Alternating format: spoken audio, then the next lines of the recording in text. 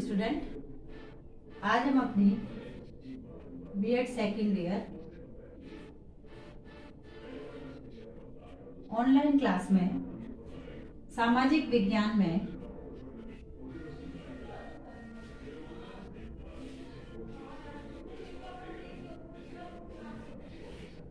हमारी जो इकाई चल रही है 7 इकाई 7, इसमें हमारा टॉपिक चल रहा है लोकतंत्र। लोकतंत्र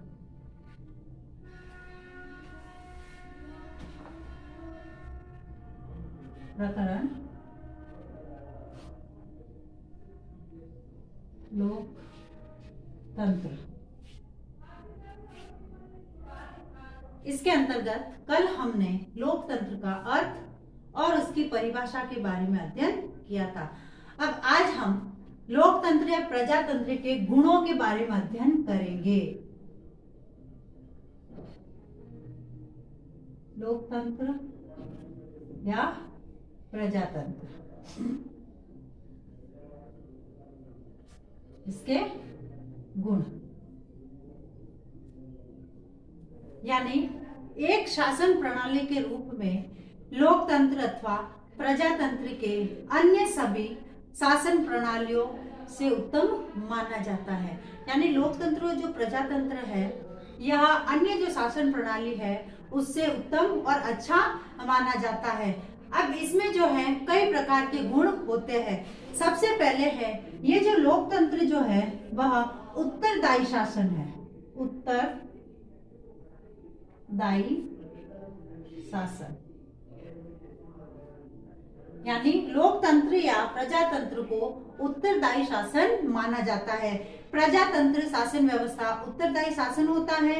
इसमें प्रतिनिधि अपने कार्यों के समक्ष उत्तरदायी होते हैं, क्योंकि यह जो है जनता द्वारा चुने जाते हैं। तो जो भी चुना हुआ जो व्यक्ति है वह जो है अपने कार्य के प्रति उत्तरदायी होता है। यदि जनता की इच्छा के अनुसार शासन कार्य नहीं हुआ है तो प्रतिनिधि दोबारा जनता द्वारा चुन लिए जाते हैं। यानी जनता के इच्छा अनुसार यदि कार्य नहीं करे ये प्रतिनिधि तो उनके द्वारा दूसरे चुन लिए जाते हैं। अतः जन प्रतिनिधियों को लोक कल्याण हेतु सदा प्रयत्नशील होना चाहिए और लोक कल्याण के लिए कार्य करना चाहिए, क्योंकि इन प्रतिनिधियों को जनता स्वयं चुनती है। दूसरा है जनता का शासन।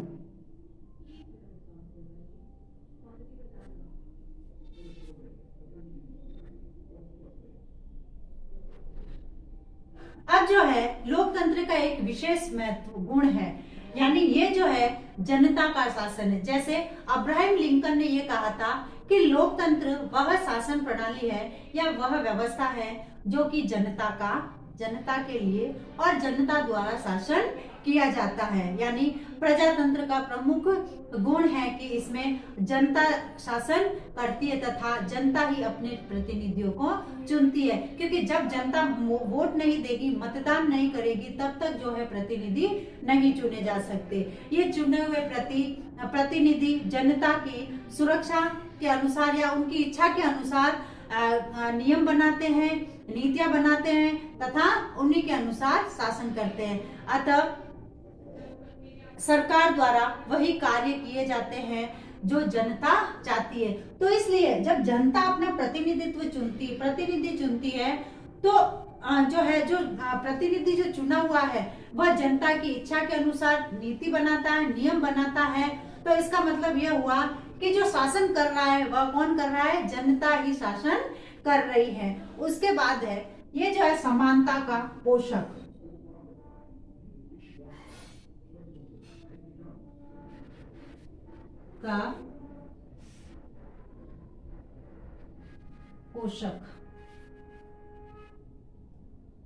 अब जो है लोकतंत्र जो है या प्रजातंत्र की जो शासन प्रणाली है वह समानता की पोषक है। यानी इसमें जो है समानता पाई जाती है, क्योंकि इस प्रणाली में जैसे ना गरीब अमीर का कोई फासला नहीं होता है, ऊंच नीच का कोई फासला नहीं होता है, भेदभाव वगैरह ये सब नहीं होता है और ना ही इसमें मायने रखता है। प्रत्येक व्यक्ति समान रूप से मत देता है, अपना प्रतिनिधित्व चुनता है और उनको उन सभी को समानता का अधिकार या समान अधिकार प्रदान किए जाते हैं तथा उनकी योग्यता के अनुसार, यानी चाहे किसी भी जाति का हो, धर्म का हो, कोई भी व्यक्ति हो, वो गरीब हो अमीर हो, उनकी योग्यता के अनुसार ही जो है सरकारी नौकरी करना तथा उच्च पद लेने का अधिकार दिया गया है, या उच्च पद पर अपनी योग्यता अनुसार वह किसी भी उच्च पद पर पहुंच सकता है। तो यानी लोकतंत्र में सभी को समानता का अधिकार या समानता का पोषक माना गया है। फिर है राजनीतिक शिक्षा।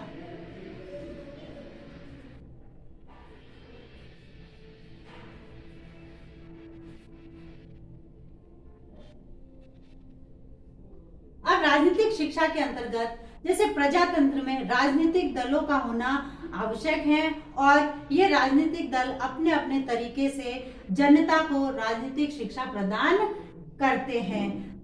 जनता को राजनीतिक मामलों के जो है पर्याप्त ज्ञान हो जाता है। अतः प्रजातंत्र राजनीतिक शिक्षा प्राप्त करने का एक महत्वपूर्ण साधन है, क्योंकि जब ये राजनीतिक जो शिक्षा है हमें कहाँ से प्राप्त होती है, जो राजनीतिक तंत्र या जो गुट बने हुए हैं उन्हीं से हमें राजनीतिक शिक्षा प्राप्त होती है। तो उन्हीं के माध्यम से, यानी जो जनता द्वारा या जो राजनीतिक ग्रुप बने हुए हैं उन्हीं ग्रुप के माध्यम से हमें राजनीतिक जो है शिक्षा प्राप्त होती है। फिर एक क्रांति की कम संभावना।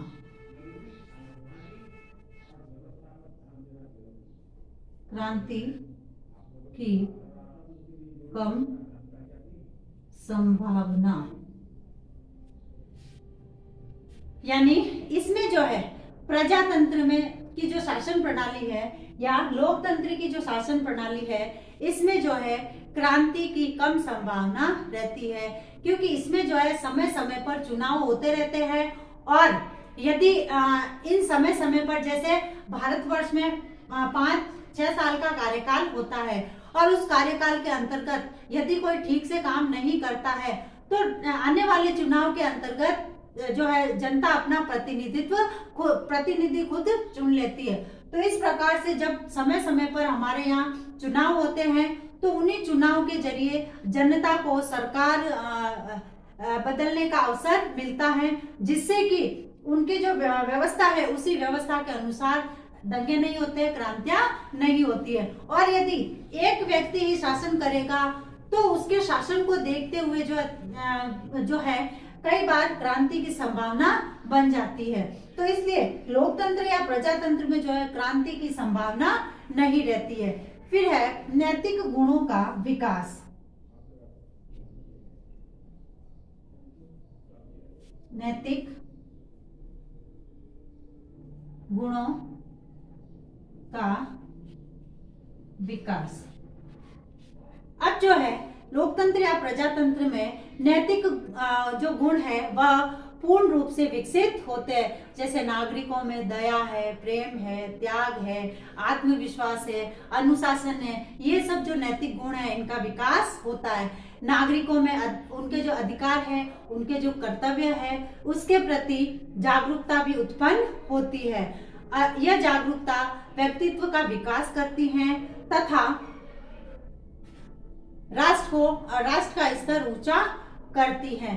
तो यानी इसके माध्यम से जो है प्रजातंत्र या लोकतंत्र में व्यक्तियों का नैतिक विकास होता है। इन नैतिक विकास के अंतर्गत उनमें जो दया है, प्रेम है, सहानुभूति है, इस प्रकार के जो गुण है उन गुणों का विकास किया जाता है। उसके बाद है स्वतंत्रता की रक्षा।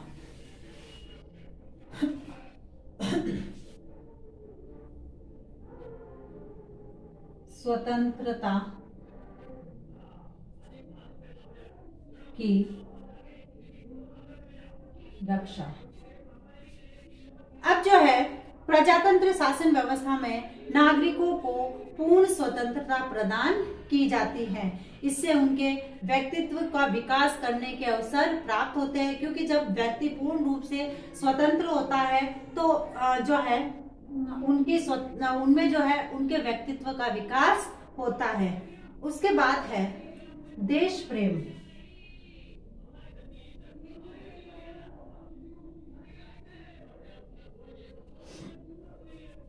यानी प्रजातंत्र शासन व्यवस्था जनता का शासन होता है।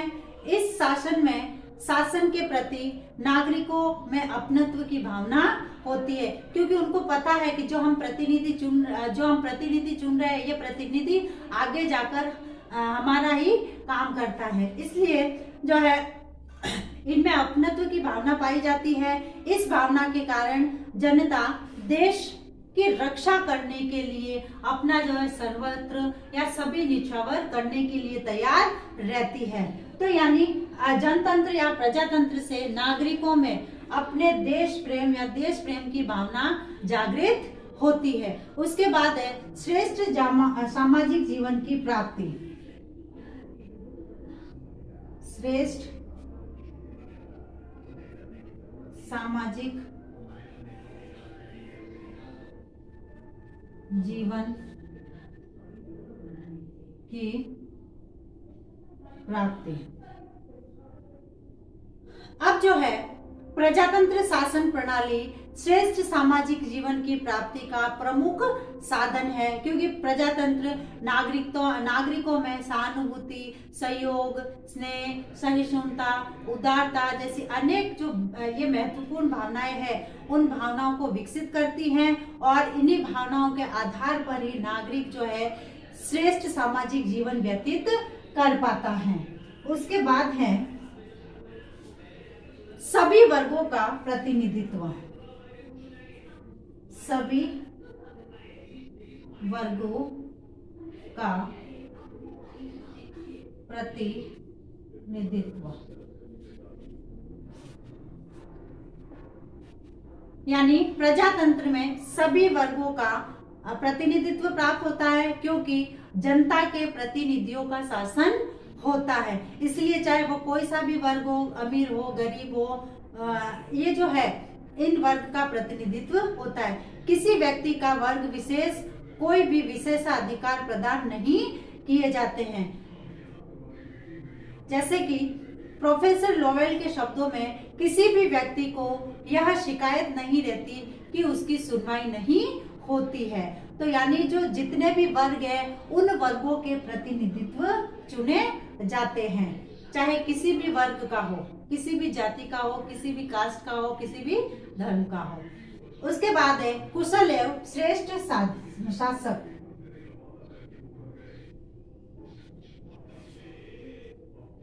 कुशल एवं श्रेष्ठ शासन।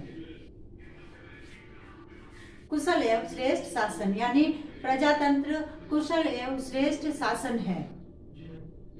यह शासन किसी भी दूसरी शासन व्यवस्था की उपेक्षा अधिक कार्य कुशल होता है।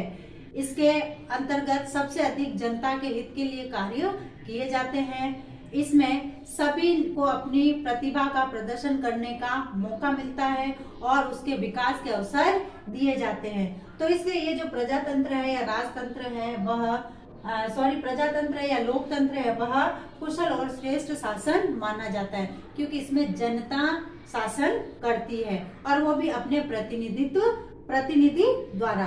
फिर है विश्व शांति में सहायक। विश्व शांति में सहायक। अब जो है प्रजातंत्र सहयोग एवं सहिष्णुता की भावना उत्पन्न करता है, इसलिए अंतर्राष्ट्रीय क्षेत्र में यह भावना विश्व शांति स्थापित करने में सहायक सिद्ध होती है। वर्तमान समय में विश्व शांति की बड़ी आवश्यकता है और विश्व बंधुत्व पर आधारित जो प्रजातंत्र है इसके द्वारा ही विश्व शांति प्राप्त की जा सकती है। तो इस प्रकार से प्रजातंत्र जो है वह उपयोगी है, महत्वपूर्ण है, क्योंकि प्रजातंत्र है वह जनता का शासन माना जाता है। अब आज का गृह कार्य लोकतंत्र या प्रजातंत्र के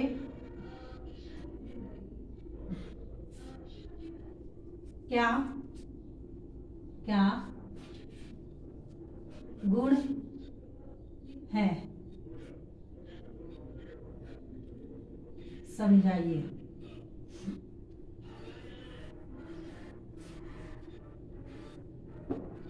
अब एक विशेष बात, जैसे कि हम सभी जानते हैं कि वर्तमान में कोरोना जैसी महामारी भयंकर फैल रही है तथा इससे बचाव हेतु हमें कुछ उपाय करने हैं। हाथों को सैनिटाइज करना, मुंह पर मास्क लगाना, सोशल डिस्टेंस का ध्यान रखना। इसलिए 2 गज दूरी, मास्क है जरूरी। Be stay and be strong. स्वस्थ रहे, सुरक्षित रहे। धन्यवाद।